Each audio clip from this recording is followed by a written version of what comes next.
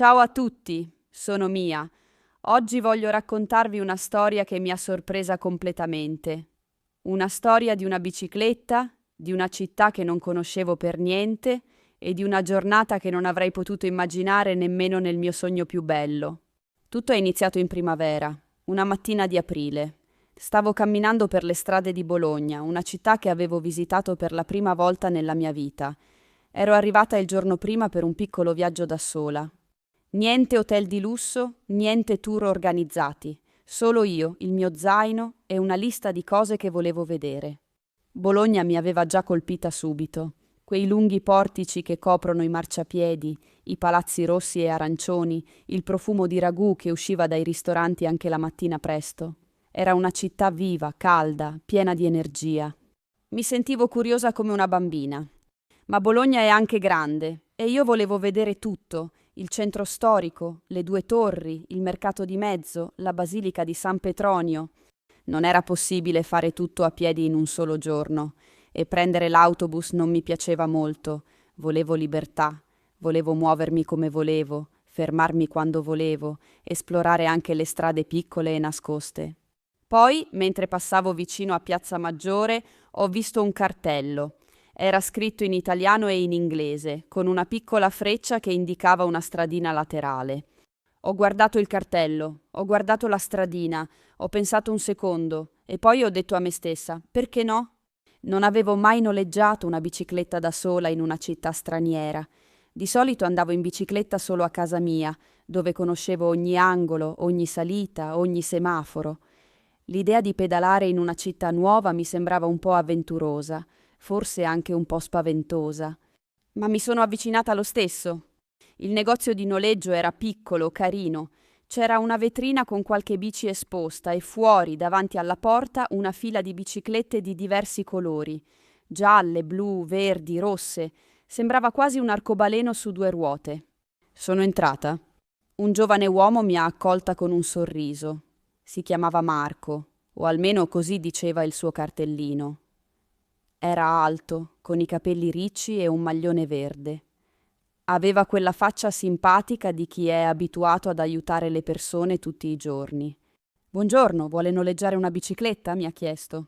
«Sì», ho risposto, «ma non conosco Bologna molto bene, è il mio primo giorno qui».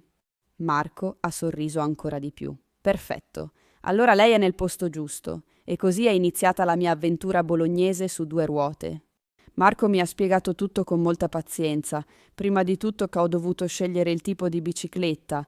Nel negozio c'erano biciclette normali con il cambio e senza e biciclette elettriche. Ho chiesto a Marco qual era la differenza.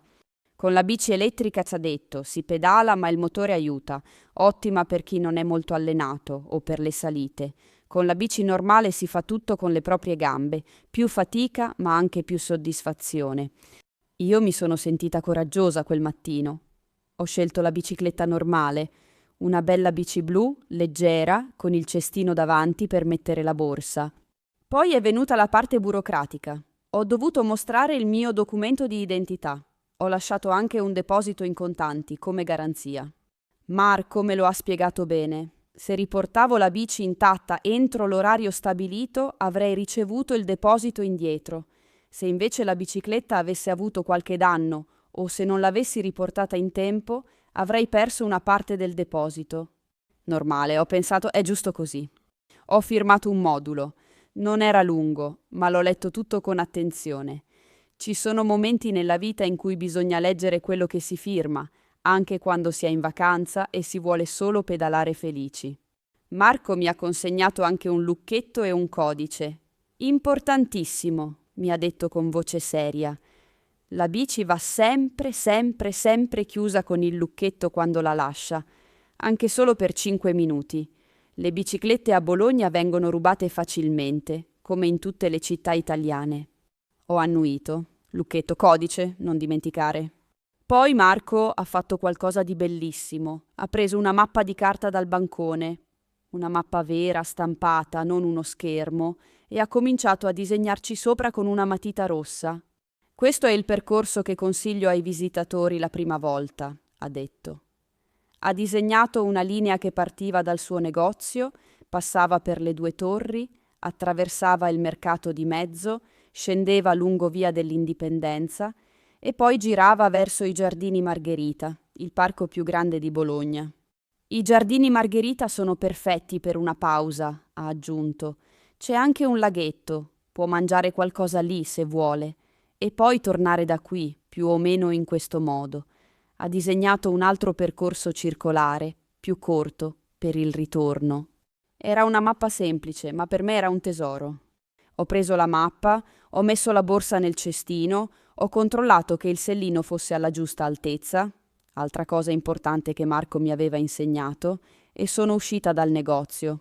E lì, in quella stradina di Bologna, con la bici blu tra le mani e la mappa in tasca, ho sentito qualcosa di speciale, quella sensazione di libertà che si prova solo certi momenti, quella leggerezza, quell'idea che la giornata è tua, che puoi andare dove vuoi, che sei la protagonista della tua avventura.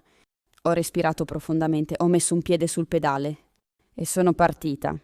Pedalare in una città che non conosci è un'esperienza unica. È diverso da camminare perché vai più veloce e vedi più cose, ma è anche diverso dal guidare in macchina perché sei all'aperto, senti il vento, senti i rumori della città, i profumi, il calore del sole di aprile.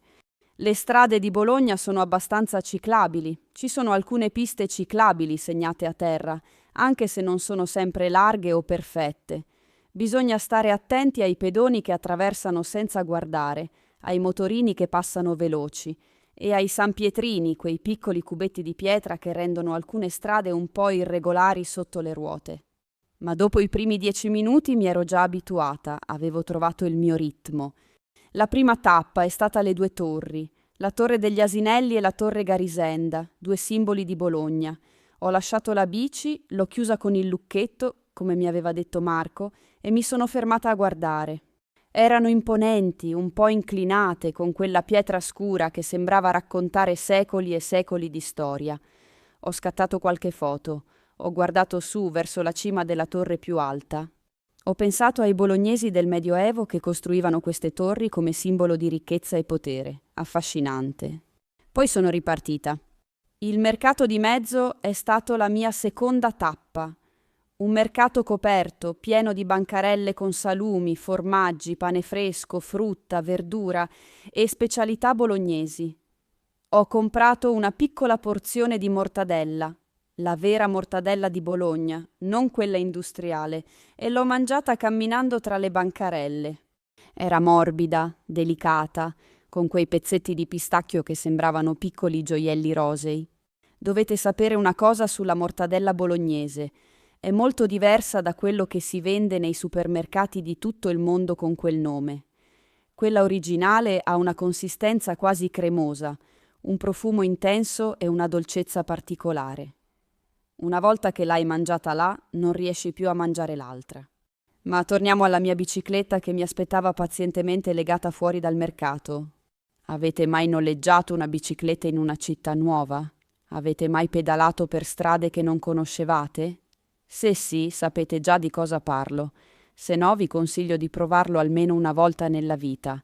C'è qualcosa di molto speciale in quel modo di esplorare un posto nuovo. Ho ripreso la bici e ho cominciato a pedalare verso i Giardini Margherita, seguendo il percorso che Marco mi aveva disegnato sulla mappa.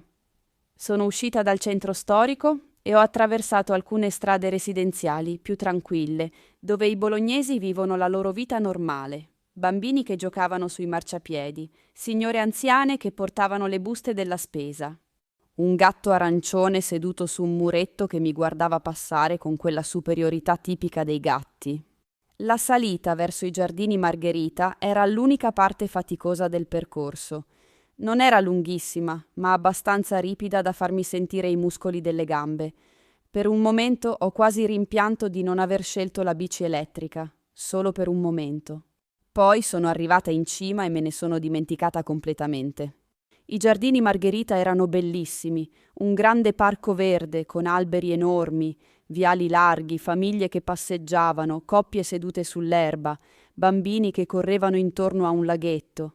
C'era quella pace serena che si trova solo nei grandi parchi delle città, quel silenzio relativo che ti fa dimenticare per un attimo che sei in mezzo a una città di 300.000 persone. Ho lasciato la bici su un rastrelliera vicino all'entrata, l'ho chiusa. Sì, ancora il lucchetto, grazie Marco, e mi sono seduta su una panchina vicino al laghetto. Ho bevuto l'acqua che avevo in borsa, ho guardato le anatre sul lago, ho rilassato le gambe stanche, ho pensato a quanto ero contenta di aver preso quella bicicletta quella mattina. Poi ho guardato l'orologio, erano quasi le 11:30. Avevo ancora del tempo prima di dover riportare la bici, ma non volevo rischiare di arrivare in ritardo. Marco mi aveva detto che l'orario di restituzione era importante e io volevo essere puntuale. Ho ripreso la bicicletta e ho cominciato il percorso di ritorno. Il ritorno è stato più facile, anche perché il percorso che Marco mi aveva disegnato evitava la salita ripida. Ho pedalato attraverso via Saragozza, una lunga strada con portici, dove ogni tanto si vedevano piccole chiese, bar, negozi di quartiere. Ho scoperto che Bologna è una città che si svela lentamente, a strati, come una cipolla. Ogni strada nasconde qualcosa di interessante. Sono arrivata al negozio con 10 minuti di anticipo. Marco mi ha accolta di nuovo con il suo sorriso. Ha controllato la bicicletta, ha confermato che era tutto a posto e mi ha restituito il deposito. Poi mi ha chiesto com'era andata. Gli ho raccontato tutto: le 2 torri, la mortadella al mercato, il gatto arancione sul muretto, il laghetto nei giardini Margherita, la salita faticosa. Marco rideva. La salita è il passaggio obbligatorio, ha detto. Tutti i turisti la fanno e tutti si lamentano, ma tutti arrivano in cima alla fine. È vero, ho detto, e ne vale la pena.